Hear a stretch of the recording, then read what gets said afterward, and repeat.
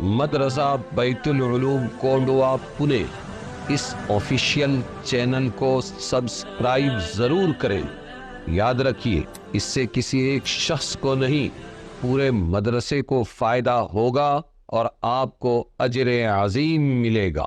السلام علیکم ورحمۃ اللہ وبرکاتہ۔ اعوذ باللہ من الشیطان الرجیم، بسم اللہ الرحمن الرحیم۔ سورہ روم مکمل ہو رہی ہے، آخری حصہ ہے اور آیت ہے 41 سے لے کر ختم سورت تک۔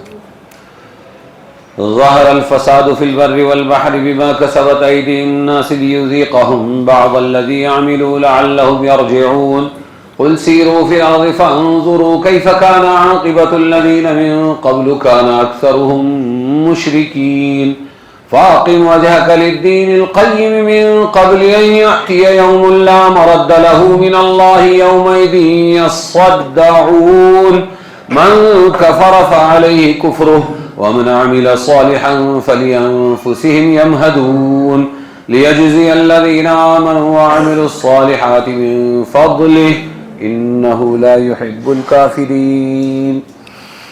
پھیل پڑی ہے خرابی جنگل میں اور دریا میں لوگوں کے ہاتھ کی کمائی سے، تاکہ چکھائیں ان کو کچھ مزہ ان کے کام کا، تاکہ وہ لوٹ آئیں پھر آئیں۔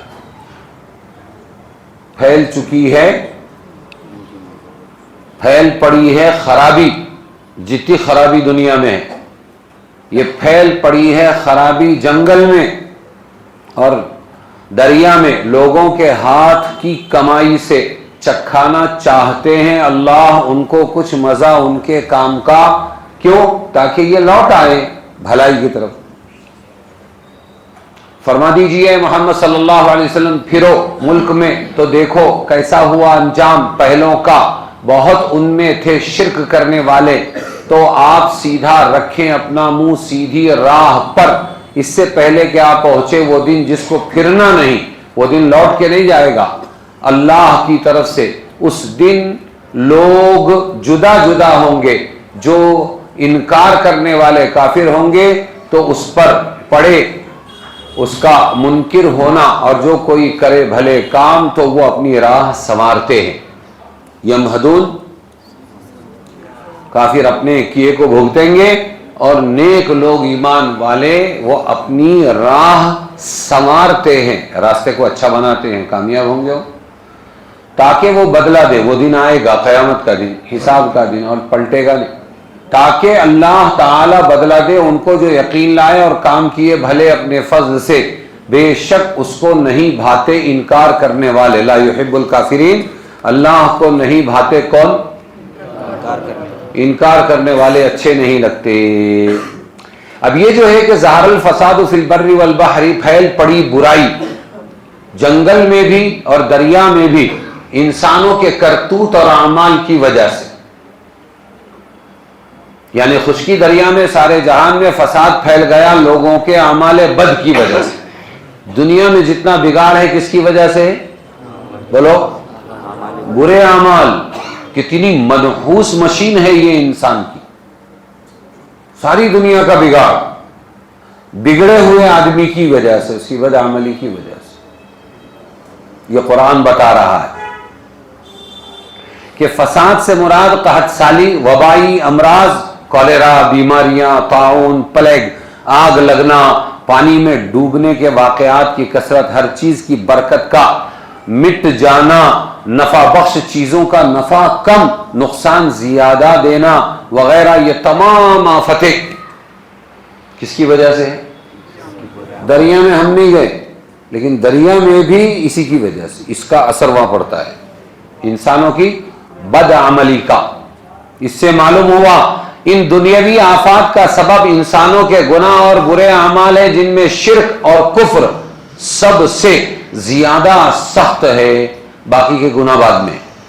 سب سے بڑا جو دنیا میں برائی پھیلنے کا، بربادی کا سبب ہے، وہ کیا ہے؟ کفر اور تو دعا پڑھو، الحمدللہ الذی عافانی مما ابتلاہم بہ وفضلنی علی کثیر ممن خلق تفضیلا. جب بھی کسی کو مصیبت میں دیکھو، کفر اور شرک سے بڑھ کر دنیا میں کوئی مصیبت ہے؟ تو جب کسی پر نظر پڑے تو مذاق مت اڑاؤ کہ دیکھو کس کے سامنے ہاتھ جوڑ رہے ہیں، ماتھا ٹیک رہے ہیں، منت مانگ رہے ہیں اور مان رہے ہیں، مرادیں مانگ رہے ہیں، منت مان رہے ہیں، بت کے سامنے، پتھر کے سامنے، درگاہ کے سامنے، اس کے سامنے، اس کے سامنے. تو اپنے آپ کو بڑا موحد مومن اور ان کو گھٹیا مت سمجھو. اللہ بازی. ہاں، شیخ عبداللہ رومی کا واقعہ مشہور ہے. خنزیر چرانے پر لگا دیا تھا اللہ نے پیر صاحب کو. کیا چرانے پر؟ اس لیے کہ کچھ بت پرستی کر رہے تھے. چلتے ہوئے ان لوگوں پر افسوس کیا اور افسوس کر کے خود کو ایمان والا سمجھا تو اللہ تعالیٰ نے ہدایت سلب کر لی. اس لیے یہ دعا سکھائی گئی ہے. جب بھی کسی کو مصیبت میں دیکھے، لنگڑا ہے، اندھا ہے، بہرا ہے، بیمار ہے، سمجھ میں آیا، بڑے بڑے گناہ میں ہے، شراب پی رہا ہے، زنا کر رہا ہے، قاتل ہے وغیرہ وغیرہ، یہ سب چھوٹے گناہ، یہ کبیرہ گناہ، یہ سب چھوٹے. جب کسی شرک والے کو شرک کرتا ہوا دیکھو تو وہاں سب سے زیادہ اس کی ضرورت ہے کہ یہ دعا پڑھو. اور یہ دعا کیا ہے؟ پڑھو پھر سے. الحمدللہ الذی عافانی مما ابتلاک بہ وفضلنی علی کثیر ممن خلق تفضیلا. کیا مطلب ہوا؟ تمام تعریفیں اس اللہ کے لیے ہیں جس نے مجھے بچایا اس مصیبت سے جس میں تجھے مبتلا کیا. مشرک کو شرک میں اس کے بغیر پتہ نہیں ہلتا، کافر کو کفر میں اسی کی مرضی میں، اور ہم جو مومن بنے ہمارا کمال ہے. تو یہ ہے احسان مندی اور شکر ادا کرنا اور سامنے والے پہ رحم کھانا اور صحیح الفاظ. تمام تعریف اس اللہ کے لیے جس نے بچایا مجھے اس مصیبت سے جس میں تجھے مبتلا کیا. اس کو مبتلا کس نے کیا مصیبت میں؟ اللہ نے. اور بچایا میرے کو کس نے؟ یہ کیا الفاظ سکھائے. اور پھر آگے اور وفضلنی، اور مجھے فضیلت دی، اعلیٰ کثیر ممن خلق تفضیلا، اپنے بہت سی مخلوق سے بہت اچھا بنایا، سب سے اچھا نہیں بنایا. ہاں، اللہ کی وحی ہے، نبی کے الفاظ ہے، ناپ تول کر ہے، اور مجھے بہت سے بندوں سے بہت اچھا بنایا. سب سے اچھا نہیں رہتا ہے کوئی. ارے سمجھے کہ نہیں؟ تو یہ دعا پڑھنا چاہیے کب؟ جب کسی کو مصیبت میں دیکھے. میں تو کتے کو بھی دیکھتا ہوں بیمار ہے تو اس پر یہ پڑھتا ہوں. بعض کتے بہت پریشان ہوتے ہیں بیماریوں سے. اب وہ کیا کرے گا بیچارہ؟ کہاں ڈاکٹر کے پاس جائے گا؟ اب موت ہی اس کا علاج. تو کسی مخلوق کو بھی اگر ہم مصیبت میں دیکھیں تو یہ پڑھیں. یہ نبی کی دعا ہے، یہ صحیح شکریہ ہے. سمجھ میں آیا؟ احسان مندی کے ساتھ. میرا کمال نہیں ہے، میرا ایمان اللہ کا فضل، اور سامنے والے کا کفر و شرک اور اس کا گناہ میں مبتلا ہونا کیا ہے؟ اللہ کا امتحان. تو بازی پلٹ سکتی ہے. تو اس میں یہ بتایا گیا کہ سب سے بڑا گناہ انسان کا جس سے دنیا کے اندر اور سمندروں میں فساد پھیلتا ہے، بیماریاں پھیلتی ہے، سب پریشان رہتے ہیں، وہ کیا ہے؟ شرک اور کفر. تو اپنے آپ کو چاہے 30 مار خاں سمجھے سمجھنے والے، ہم تو یہ پالک ہے، ہم وہ پالک ہے، ہم لیب پالک ہے، اور پالیکا ہمارے پاس ہے، اور پورے بھارت کے ہم پالک ہے، اور ہم سنچالک ہے. سمجھ میں آیا؟ سمجھتے رہے سمجھنے والے. ہمارا قرآن بتا رہا ہے کہ سب سے بڑی نحوست ہے تیرے ساتھ، اور وہ کیا ہے؟ کفر اور شرک. جو رب کو نہ پہچانے سب کو پہچانے وہ عقل مند نہیں، نادان ہے. سب سے پہلا اللہ کا حق یہ کہ اسے وہ ایک مانو، اس کے بعد دوسرے گناہ آئیں گے. تو دنیا میں جو مصیبتیں آتی وہ کس کی وجہ سے آتی بولو؟ इंसानों की बद अमली की वजह से। हो गया। अब आओ, दुनिया की बड़ी बड़ी आफतें और मसाइब इंसानों के गुनाहों के सबब से आते हैं। इसीलिए बाज़ उलमा ने फरमाया जो इंसान कोई गुनाह करता है वो सारी दुनिया के इंसानों, चौपाए और चरिंदे परिंदे जानवरों पर जुल्म करता है। गुनाह करने वाला किस पर जुल्म करता है? वो समझता है मैं अकेला गुनाह कर रहा हूं, इसका वबाल खाली मेरे ऊपर आएगा, तौबा कर लेंगे बाद में। लेकिन उस गुनाह का असर तमाम इंसानों और जानवरों पर पड़ता है, क्योंकि उसके गुनाहों के वबाल से जो बारिश का कहत, दूसरी मुसीबतें दुनिया में आते हैं, इससे सब ही जानदार मुतासिर होते हैं। इसलिए क़यामत के रोज ये सब भी गुनाहगार इंसान के खिलाफ दावा करेंगे, जानवर भी दावा करेंगे। हमने बहुत तकलीफ झेली है, बारिश नहीं बरसता था, क्यों? इसकी वजह से, इसकी वजह से, इनके गुनाहों की वजह से हम मारे गए दुनिया में। उनको तो आखिरत में कुछ मिलने वाला नहीं, मिट्टी बन जाएंगे, वहां शिकायत करेंगे। शकीक जाहिद एक बहुत बड़े आलिम थे, उन्होंने फरमाया जो शख्स हराम माल खाता है वो सिर्फ उस पर जुल्म नहीं करता जिससे ये माल नाजायज तौर पर हासिल किया है, बल्कि पूरे इंसानों पर जुल्म करता है। हराम माल खाने वाला जिसका माल खाता है सिर्फ उस पर जुल्म नहीं किया इसने, वो तो पकड़ेगा ही वहां पर। जिस दिन बाप बेटे से भाग रहा होगा एक नेकी के वास्ते, बेटा बाप से, मियां बीवी से, बीवी अपनी मियां से, भाई बहन से, बहन अपने भाई से, कोई किसी को एक नेकी नहीं देगा। उस दिन वो तो पकड़ेगा कि देखो इसने मेरा माल हराम तरीके पर खाया था। इसलिए बहुत से लोग बहुत मुतमईन हैं, थोड़े दिन कोशिश करते हैं ला भाई मेरे 50,000 ला, 5 लाख ला, 10 लाख, लेकिन देखते हैं कि जब ये अपने को एड़ा समझ रहा है तो शाने बन जाते हैं। क्या शाने बनते हैं? शानापन ये है कि अल्लाह के बैंक में जमा है, लेंगे तेरे से, छोड़ेंगे नहीं, और पैसे के बदले पैसा नहीं लेंगे, बल्कि पैसे के बदले नेकियां लेंगे। क्या लेंगे? हाँ, और तेरी नेकियां लेकर हम गुनाहगार जन्नत में जाएंगे और तू नेकियां कमाकर हमारे गुनाहों के बल जहन्नम में जाएगा। ये बहुत खतरनाक सौदा है। इसलिए तकाजा करने वाला अगर खामोश हो गया तो खतरे की घंटी है। जब तक वो मांग रहा है दे दो उसको। नहीं दे सकते 50-50 हजार तो कम से कम 5-5 हजार दे दो। नहीं दे सकते 5-500 दे दो। कितने दो? मैंने किसी से सौदा किया, वो आया था मेरे पास, 65,000 रुपये मेरे से लिया, एक मशीन डाले, प्रिंटिंग की वो नहीं चली, फिर उसके बाद बोले मैं तुम्हारे पैसे वापस करूंगा। मैं बोला बहुत अच्छा। तो मैं जब वहां से गुजरता था, अस्सलाम वालेकुम, वालेकुम अस्सलाम, वो सीधा मेरे पास आता था। वो कैसे खैरियत है? 500 थमाता था खाली। कितना? 500। वैसा कर करके फेड़ा बेचारे थे।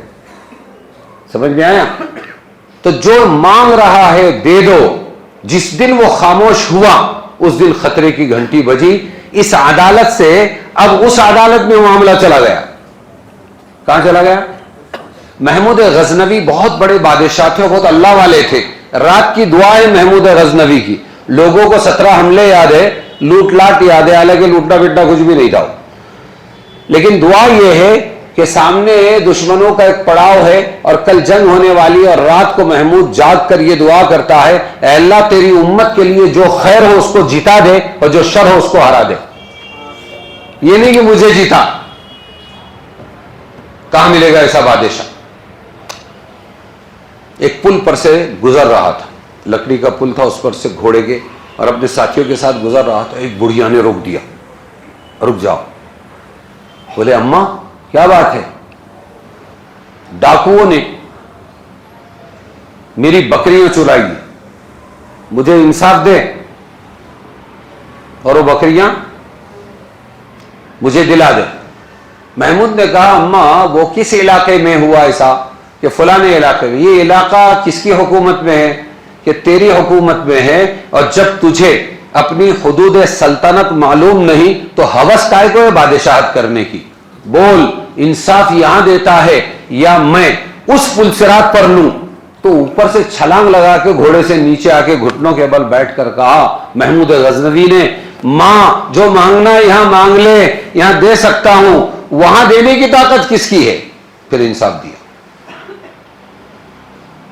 تو آج مسلم معاشرہ کیا دیندار کیا دنیا دار وہ لین دین کے معاملے میں سب سے گر چکے ہیں اور لوگوں کو فون بند کر کے جھوٹ بول کر گالیاں دے کر مارا ماری کر کے خاموش کرنے کو اپنا ہنر سمجھ رہے ہیں. ارے وہ خاموش ہوا کہ وہاں چالو ہو گیا, اس لیے خاموش ہونے مت دو. ہاں 1 لاکھ دینا ہے 50 پہ آؤ, کچھ مانڈولی کرو, میری اتنی طاقت نہیں. دے دیتا ہے ایک ہی ٹائم, 50 لے لو 50 معاف کرو. میں نے کیا ہے, میں کرتا ہوں. بیٹے کو باپ کی فکر ہوئی, 1 لاکھ روپیہ لیا تھا بیٹے نے, وہ بیچارہ فالج زدہ ہو گیا, لیکن بیٹے کو فکر تھی. بیٹے نے کہا کہ مفتی صاحب میں دوں گا کسی بھی طرح. پھر پتہ نہیں 60 دیا یا کچھ دیا, بولے اوپر کے معاف کر دو. میں نے کہا معاف. یہ سکھایا گیا ہمارے دین, اس لیے بہت بڑا خطرہ ہے. یہ کہہ رہے ہیں شقیق زاہد, جو شخص حرام مال کھاتا ہے وہ صرف اس پر ظلم نہیں کرتا جس سے یہ مال ناجائز طور پر حاصل کیا ہے, بلکہ پورے انسانوں پر ظلم کرتا ہے. کیونکہ اول تو ایک کے ظلم سے دوسرے لوگوں میں ظلم کرنے کی رسم پڑتی ہے اور یہ سلسلہ ساری انسانیت کو گھیر لیتا ہے. دوسرے اس کے ظلم کی وجہ سے دنیا میں آفتیں مصائب آتے ہیں جس سے تمام انسان متاثر ہوتے ہیں. تو کیا سیکھو ہمارے نبی کی سب سے بڑی تعلیم, جس سے ہمارے نبی نے دنیا کے مارکیٹ کو کیپچر کیا, سچائی, امانت داری, صادق و امین. آج گالی بن گئی. کمپنی میں مسلمان کام کر رہا ہے, اس کی آفیسر نے اس کی تنخواہ روک دی کئی مہینے کی. تو اس نے ایک چٹھی دیا اس سے اوپر والے کو, اوپر والا بھی غیر مسلم, نیچے والا بھی غیر مسلم. اس نے بھی ایک چٹھی دیا اور فوراً اس نے بلا کے دے دیا. کیا تھی اس میں, کیا لکھا تھا؟ مان تو مسلمان کب سے بن گیا, وعدہ خلاف, حق مارنے والا, جھوٹا, خیانت کرنے والا. اوپر والا لکھ رہا ہے نیچے تو مسلمان کب سے بن گیا. یہ مسلمانوں کے لچھن ہیں. حالانکہ کیا تھا ہمارے لچھن, کیا تھے؟ سچائی, امانت داری. کتنے بگڑ گئے ہم. میں اکثر یہ واقعہ بولتا ہوں, کاغذی پورا میں امام تھا, 2 لوگ لڑ رہے تھے صاحب میں, میری سنت پڑھنے تک دیر ہو گئی. ایک صاحب بچا رہے تھے, ان کو بلایا میں نے, کیا ہے؟ نہیں لین دین کا معاملہ ہے. ایک نے دوسرے کو قرضہ دیا تھا. اچھا, میں پھر کیا ہو رہا ہے؟ جھگڑے ہو رہے. مار کون رہا ہے, مار کون کھا رہا ہے؟ کہنے لگے جس نے قرضہ دیا تھا وہ مار کھا رہا ہے اور جس نے لیا تھا وہ بدلے میں مار رہا ہے. جب امت یہاں پہنچے گی تو پھر پیر کی جوتی بنے گی نا. معاملات کے بغیر, مولانا ابراہیم دیولہ فرمایا کرتے تھے, لمبی لمبی نمازیں, تسبیح, تلاوت, یہ وہ سب. دین آتا ہے عبادات کی لائن سے اور جاتا ہے معاملات کی لائن سے. دین آتا ہے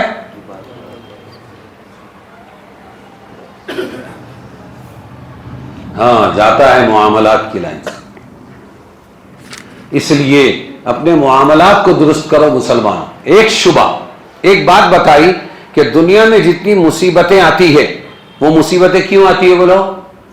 انسانوں کی, گناہ گاروں کے گناہوں کی وجہ سے. اب ایک اشکال ہے گرما گرم, وہ یہ ہے کہ دنیا میں نبیوں پر, رسولوں پر, اللہ والوں پر بھی بہت سی مصیبتیں آتی ہیں. اور کیسی آتی ہیں معلوم؟ حدیث پاک میں یہ سب باتیں ہیں. دنیا میں مومن کے لیے, دنیا مومن کے لیے جیل خانہ ہے. کیا ہے؟ اور کافر کے لیے جنت ہے. کافر کے لیے ایک بات یہ بھی آئی حدیث میں, کافر کو اس کے نیک اعمال کا بدلہ دنیا ہی میں بصورت مال و دولت صحت دے دیتا ہے اللہ. مال بھی ملے گا, صحت بھی ملے گی. سمجھ میں آیا؟ اور مومن کے اعمال کا بدلہ آخرت کے لیے محفوظ کر دیا جاتا ہے. مومن کو کیا ملے گا؟ ہمارے نیک اعمال اور ایمان کا بدلہ کہاں ملے گا؟ صرف آخرت. یاد رکھو, صرف آخرت. ہاں, دنیا میں نہیں. کچھ مل گیا بات الگ. اور یہ بھی حدیث میں ہے کہ مومن کی مثال دنیا میں ایک نازک شاخ کی سی ہے کہ ہوائیں اس کو کبھی ایک طرف کبھی دوسری طرف جھکا دیتی ہے، کبھی سیدھا کر دیتی ہے، یہاں تک کہ اسی حالت میں وہ دنیا سے رخصت ہو جاتا ہے۔ کیا بتایا؟ مومن کیسا رہے گا دنیا میں؟ ایک شاخ کی طرح، ہوا کبھی ادھر کبھی ادھر کرے گی، یعنی مومن ہمیشہ حالات مصیبتوں میں رہے گا۔ اور حدیث میں اشد الناس بلاء الانبیاء ثم الامثل فالامثل، کیا مطلب؟ دنیا میں سب سے زیادہ تکلیفوں میں کون رہے گا؟ انبیاء۔ ارے کون رہیں گے؟ پھر جو ان کے نزدیک ہوں گے نیکیوں میں، اچھے اعمال میں، وہ بھی مصیبت میں رہیں گے پھر ان کے نزدیک۔ تو اس سے تو یہ سمجھ میں آیا کہ نیک لوگ بہت زیادہ مصیبتوں میں رہیں گے۔ کچھ سمجھ میں آیا؟ اور ابھی پیچھے بتایا تھا، قرآن نے بتایا تھا کہ پھیل پڑی برائیاں جنگل میں اور دریا میں لوگوں کی، گناہ گاروں کی بدعملی کی وجہ سے۔ ارے سمجھے گے نہیں؟ اور یہاں نیک لوگ، انبیاء، رسول اور اللہ کے ولیوں پر بھی مصیبتیں آ رہی ہے، تو انہوں نے کون سے گناہ کیے؟ ارے اشکال سمجھ میں آ رہا ہے تمہارے؟ آبجیکشن ہے، سمجھ میں آ رہا ہے؟ انہوں نے تو گناہ نہیں کیے، پھر سب سے زیادہ تکلیفوں میں نبی، رسول، صحابہ، تابعین، اللہ والے۔ یہ دونوں باتیں سمجھ میں نہیں آئی کہ گناہ کی وجہ سے مصیبتیں ہیں یا نیکیوں کی وجہ سے مصیبتیں ہیں۔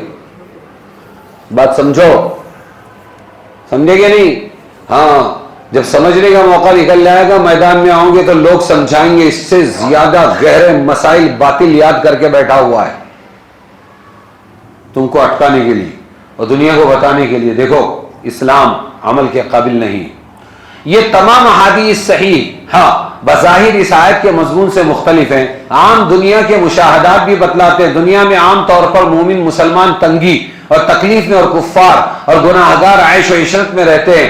اگر آیت مذکورہ کے مطابق دنیا کی مصیبتیں، تکلیفیں گناہوں کے سبب ہوتی تھی تو معاملہ تو الٹا دکھ رہا ہے، یہاں نیکیوں کی وجہ سے آ رہا۔ اب اس کا جواب کیا دیں گے؟ کچھ سمجھ میں آ رہا ہے؟ بات کچھ سمجھ میں آ رہی ہے نہیں؟ نیکوں پر مصیبتیں کیوں آ رہی؟ گناہوں کی وجہ سے۔ نیکوں پر مصیبتیں نیکوں کی وجہ سے آ رہی ہے، نیکیوں کی وجہ سے۔ اب اس کو سمجھنا ہے۔ انبیاء اور اولیاء کو جو مصیبتیں، تکلیفیں پیش آتی ہیں، ان کا سبب کوئی گناہ نہیں ہوتا، بلکہ ان کی آزمائش، اور آزمائش کے ذریعے ان کے درجات کی ترقی اس کا سبب ہوتی ہے۔ نیک لوگوں پر جو مصیبتیں آتی ہے وہ آزمانے کے لیے آتی ہے۔ کیا کے لیے آتی ہے؟ وہ آزمانے کے لیے آتی ہے، گناہوں کی وجہ سے نہیں آتی، آزمانے کے لیے آتی ہے۔ اور جب آزمائش میں وہ پار ہو جاتے ہیں، ایوب علیہ السلام، یوسف علیہ السلام، موسیٰ علیہ السلام، حضور پاک صلی اللہ علیہ وسلم، انبیاء، نوح علیہ السلام، 950 سال تک دعوت اور پتھر، جب وہ کامیاب ہو جاتے ہیں تو پھر اللہ ان کے درجات بلند کرتا ہے۔ کیا کرتا ہے؟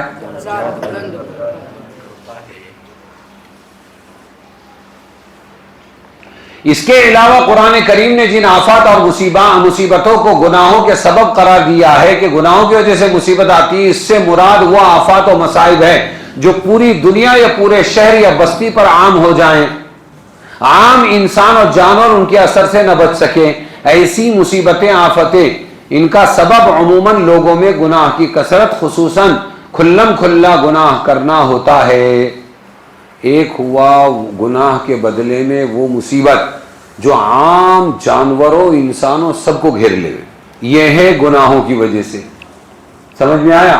اور اللہ والوں کی اور نبیوں کی جو مصیبتیں آتی ہیں ان کی ذات پر آتی ہے، اس سے پبلک کو تکلیف نہیں ہوتی۔ ارے کچھ سمجھ میں آ رہا ہے؟ حضرت ایوب علیہ السلام کی بیماری ان کی ذات تک تھی، یوسف علیہ السلام بھائیوں کے حسد کا شکار بنے، ذات میں تھی وہ، کنویں میں پھینکے گئے ان کی ذات کی حد تک، بازار میں بکے ان کی ذات کی حد تک، جیل میں گئے تربیت ہوئی ان کی ذات کی حد تک، موسیٰ علیہ السلام سے بکریاں چروائی اور پھر واپس لے کر گئے ان کی ذات کی حد تک آزمائش۔ کچھ سمجھ میں آ رہا؟ اور یہ جو ہے ظاہر الفساد فی البر والبحر بما کسبت ایدی الناس، لوگوں کے گناہوں کی وجہ سے بیماری، اپنا مصیبتیں پھیل پڑی، برائی پھیل پڑی ہر جگہ، وہ سب پر اس کا اثر ہوتا ہے، وہ مصیبت سب کے لیے ہوتی ہے۔ تو گناہگاروں کے گناہوں کی وجہ سے جو مصیبتیں آتی ان میں، اور نیک لوگوں پر جو مصیبتیں آتی ان میں یہ فرق ہے۔ ارے کو سمجھ میں آیا کہ نہیں آیا؟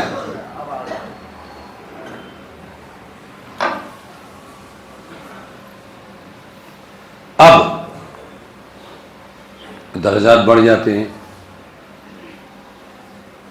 اسی لیے انفرادی طور پر کسی شخص کو مصیبت کا شکار دیکھ کر یہ نہیں کہا جا سکتا کہ یہ بہت گناہ گار ہے۔ وہاں تو یہ اصول سکھایا گیا کہ جب کسی کو مصیبت میں دیکھو تو وہاں پر یہ سمجھو ہم کو بظاہر یہ گناہ گار دکھتا ہے، لیکن ہو سکتا ہے اس کی کوئی نیکی اللہ کو پسند آئی ہو، اللہ اس کے درجات بلند کر رہے ہیں۔ اور اپنے اوپر جب کوئی مصیبت دیکھو تو اپنے آپ کو گناہ گار سمجھ کے فوراً اللہ کی طرف متوجہ ہو جاؤ، توبہ کرو۔ ہم الٹا کرتے ہیں کہ اس کو گناہ گار سمجھتے ہیں دوسرے کو، اور اپنے کو بڑا نیک سمجھتے ہیں کہ اللہ میرا امتحان لے رہا ہے نا؟ یہ غلط بات ہے۔ چلیے آگے، مصائب کے وقت ابتلا و امتحان یا سزا و عذاب میں فرق۔ اب کیسے سمجھ میں آئے گا کہ مصیبت آئی، اللہ والے پر بھی مصیبت آئی، گناہ گار پر بھی، تو دونوں میں وہ گناہ گار ہے اور یہ جو ہے اللہ والا ہے، نیک ہے، کیسے سمجھ میں آئے گا؟ ظاہری صورت ابتلا کی ایک ہی سی ہوتی ہے دونوں پر، وہ بھی مصیبت یہ بھی مصیبت۔ ان دونوں میں فرق کیسے پہچانا جائے؟ اس کی پہچان شاہ ولی اللہ محدث دہلوی نے لکھی، جو نیک لوگ بطور امتحان کے گرفتار مصیبت ہوتے ہیں، اللہ تعالیٰ ان کے دلوں کو مطمئن کر دیتا ہے اور وہ ان مصائب و آفات پر ایسے راضی ہوتے ہیں جیسے بیمار کڑوی دوا یا آپریشن پر باوجود تکلیف محسوس کرنے کے راضی ہو جاتا ہے، بلکہ اس کے لیے مال بھی خرچ کرتا ہے۔ بیمار کڑوی دوا لیتا ہے مال خرچ کر کے، سفارشیں مہیا کرتا ہے، بخلاف ان گناہ گاروں کے جو بطور سزا امتحان میں مصیبت کا شکار ہوتے ہیں، ان کی پریشانی اور جزا و فضا کی حد نہیں رہتی، بہت رونا دھونا، چلا پکار، بعض اوقات ناشکری، بلکہ کلمات کفر تک پہنچ جاتے ہیں۔ یہ فرق ہے کہ نیک اور اللہ والوں پر جو مصیبت آئے گی، سلمان، نیک اور اللہ والوں پر جو مصیبت آئے گی، بولو، وہ مطمئن رہیں گے اور وہ فوراً اللہ کی طرف متوجہ ہوں گے۔ کیا ہوں گے؟ اے اللہ معاف کر دے، اے اللہ آئندہ اچھی زندگی گزاروں گا۔ اور گناہ گار پر جب مصیبت آئے تو وہ روئے گا، چلائے گا، شکایتیں کرے گا۔ کیا کرے گا؟ ملک الموت کو ہمارا گھر ملا کیا، میری دادی کو مارے، ہاں ابھی میری دادی میرے کو ایسا بولتی تھی ویسا بولتی تھی، ابھی کیا بولیں گے؟ اللہ کو ہمارے باپ کو مار کے کیا ملا، ہم کو یتیم کر دیا۔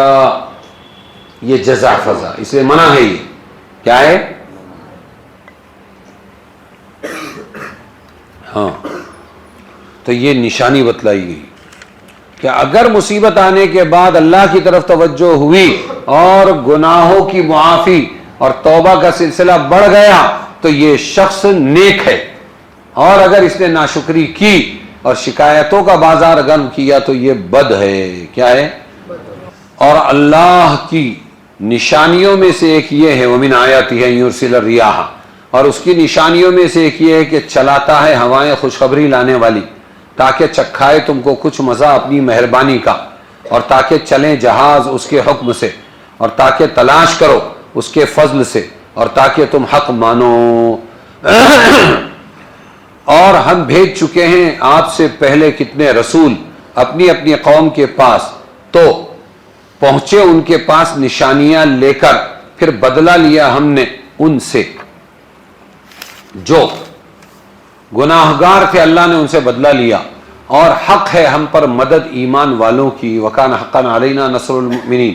اللہ الذی یرسل الریاح، اللہ ہے جو چلاتا ہے ہوائیں، پھر وہ اٹھاتی ہیں بادل کو، فتصیر سحابا، پھر وہ اٹھاتی ہیں بادل کو، فیبسطہ فی السماء، پھر پھیلا دیتا ہے اس کو آسمان میں، کیف یشاء، جس طرح چاہے، وَيَجْعَلُهُ كِسَفًا اور رکھتا ہے اس کو تہ بتہ. دیکھو بادل ہوائی جہاز میں سے دیکھو گے نا تو نیچے سب بادل لکھتے ہیں, ہم اوپر رہتے, تو ایک کے اوپر ایک ایسا جماتا ہے تہ بتہ. پھر فَتَرَى الْوَدْقَ يَخْرُجُ مِنْ خِلَالِهِ, پھر آپ دیکھیں گے کہ بارش نکلتا ہے اس کے بیچ میں سے. فَإِذَا أَصَابَ بِهِ مَن يَشَاءُ مِنْ عِبَادِهِ, پھر جب اس کو پہنچاتا ہے جس کو چاہتا ہے اپنے بندوں میں, تبھی وہ لگتے ہیں خوشیاں کرنے. اذا ہم یستبشرون. اور وَإِن كَانُوا مِن قَبْلِ أَن يُنَزَّلَ عَلَيْهِم مِّن قَبْلِهِ لَمُبْلِسِينَ, اور پہلے سے ہو رہے تھے اس کے اترنے سے پہلے ہی نا امید, مبلسین نا امید ہو رہے تھے. فَانظُرْ إِلَىٰ آثَارِ رحمت اللہ, تو دیکھ لیجئے اللہ کی مہربانی کی نشانیاں, کیوں کر زندہ کرتا ہے زمین کو اس کے مر گئے پیچھے. کیف یحیی الارض بعد موتها ان ذلک لمحیی الموتى, بے شک وہی مردوں کو زندہ کرنے والا. جو زمین کو زندہ کر سکتا ہے, پہلے سے نکال کے نہیں رکھنا, جو زمین کو زندہ کرتا ہے وہ مردوں کو بھی زندہ کرے گا دوبارہ. مصفرا, وہ کھیتی کو زندہ کرتا ہے کہ زرد پڑ گئی, ہاں آگے ہے, اور وہ ہر چیز کر سکتا ہے. اور اگر ہم بھیجیں ایک ہوا, پھر دیکھیں وہ کھیتی کو کہ زرد پڑ گئی, تو لگے اس کے پیچھے ناشکری کرنے. تو ہوائیں خوشخبریاں بھی لاتی ہیں, ہوائیں بلائیں مصیبتیں سوکھا بھی لاتی ہیں. وَلَئِنْ أَرْسَلْنَا رِيحًا فَإِنَّكَ لَا تُسْمِعُ الْمَوْتَى, تو اے محمد صلی اللہ علیہ وسلم آپ نہیں سنا سکتے مردوں کو اور نہیں سنا سکتے بہروں کو پکارنا جبکہ پھیرے پیٹ دے کر, اور نہ آپ راہ سجھائے اندھوں کو بھی راستہ نہیں بتا سکتے آپ ان کے بھٹکنے سے, تو آپ سنائیں اسی کو جو یقین لائے ہماری باتوں پر, تو وہ مسلمان ہوتے ہیں.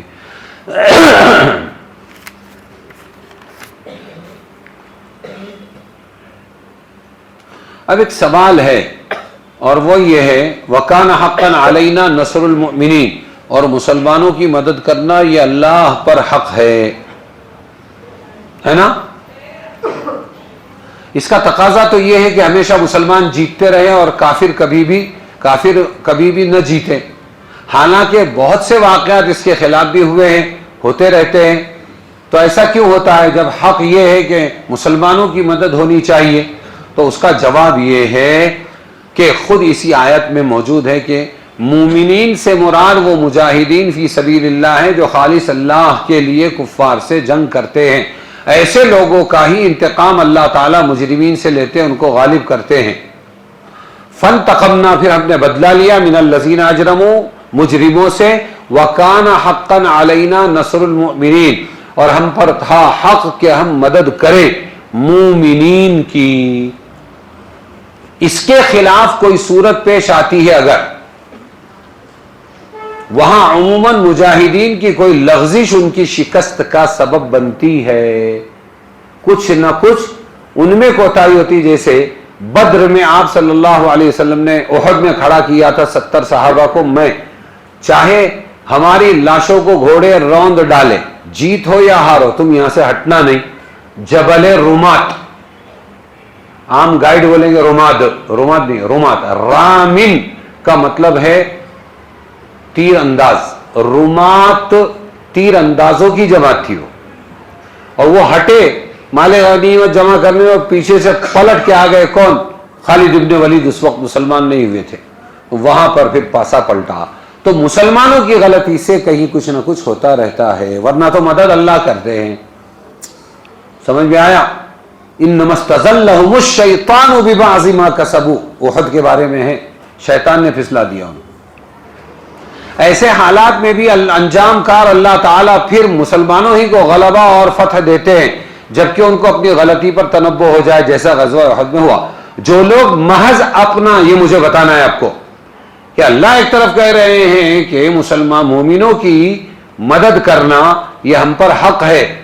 جو لوگ محض اپنا نام مومن مسلمان رکھ لیں, جو لوگ محض ووٹنگ لسٹ میں تو مسلمان ہیں, اپنا نام مومن مسلم رکھ لیں, احکام خداوندی سے غفلت اور سرکشی کے عادی ہوں, اور غلبہ کفار کے وقت بھی اپنے گناہوں سے توبہ نہ کریں، وہ اس وعدے میں شامل نہیں، وہ مسلمان ہی نہیں نام کے ہو۔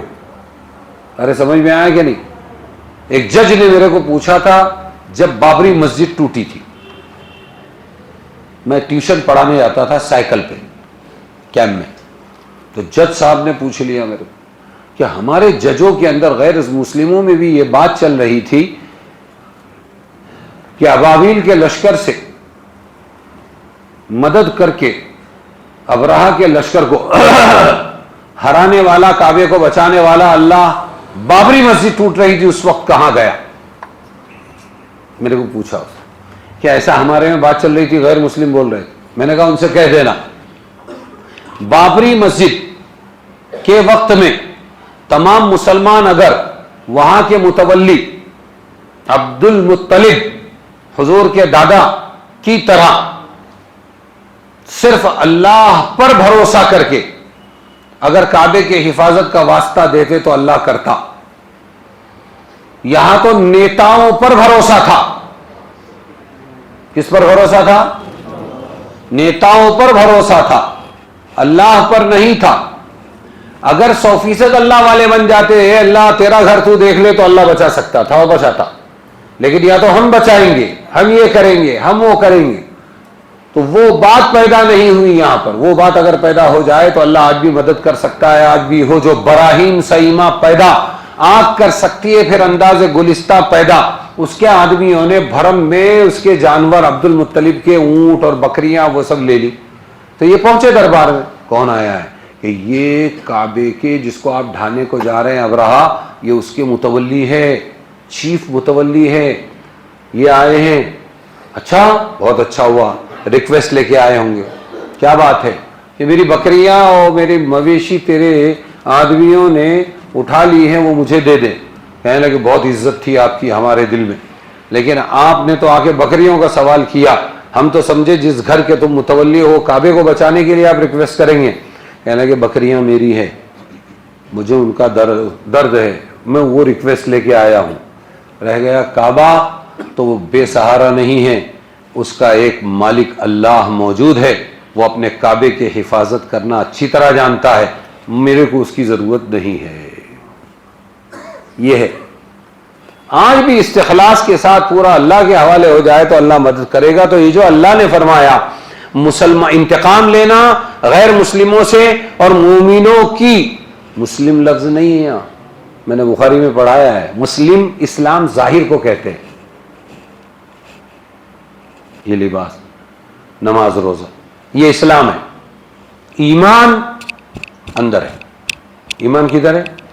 اس لیے جنازے کی دعا میں ہے اللہم من احییتہ منا، ہم میں سے جس کو تو زندہ رکھے گا، فاحیہ علی الاسلام، تو اس کو اسلام پر زندہ رکھ، ظاہری نماز، اطاعت، فرما برداری کے ساتھ۔ ومن توفیتہ منا، اور جس کو تو وفات دے، فتوفہ علی الایمان، تو اس کو ایمان پر موت دے، اندر کا ایمان کام آئے گا موت کے وقت۔ ارے سمجھے کہ نہیں؟ تو اللہ نے یہاں آیت میں کہا نصر المؤمنین، نصر المسلمین نہیں۔ بات سمجھے؟ کچے کو بھی مسلم بولیں گے لیکن پکے کو مومن بولیں گے۔ تو سوال اور جواب کیا ہوا کہ جب اللہ کی مدد، اللہ کہتے ہیں مدد کرنا ہمارے ذمے ہے، تو پھر غیروں کو غالب ہونے کیوں دیتا ہے؟ آج بھی موجودہ بھارت کے اندر یہی ہو رہا ہے، ہم مغلوب و غالب، پھر مومنوں کو غلبہ کیوں نہیں دیتا ہمیشہ؟ تو اس کا جواب ہے یہ کہ صحیح معنوں میں اگر وہ مومن ہیں تو پھر اللہ کا وعدہ ہوگا، اور اگر ان کے ایمان ہی میں کچھ نہ کچھ گڑبڑ ہے، وَأَنْتُمُ الْأَعْلَوْنَ إِن كُنتُم مُؤْمِنِينَ قرآن میں ہے، اور تم ہی غالب ہو کر رہو گے اگر تم کیا ہو، وہاں بھی مومنین ہے، وہاں مسلمین نہیں ہے، کچے پکے مسلمان نہیں۔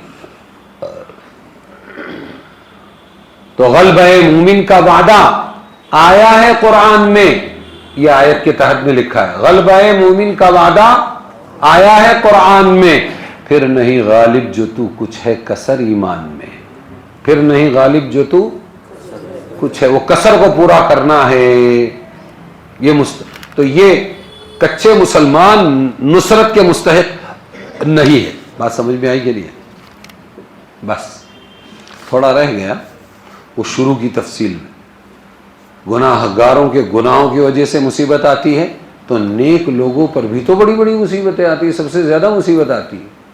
تو دونوں میں فرق کیا ہے کہ وہ مصیبت نحوست ہے جو تمام انسانوں کو پریشان کرتی, جانوروں کو پریشان کرتی ہے, اور یہ جو انفرادی مصیبت انبیاء رسولوں نیک بندوں پر آتی ہے یہ ان کی آزمائش ہوتی ہے, ان کی ذات کی حد تک وہ مصیبت رہتی ہے.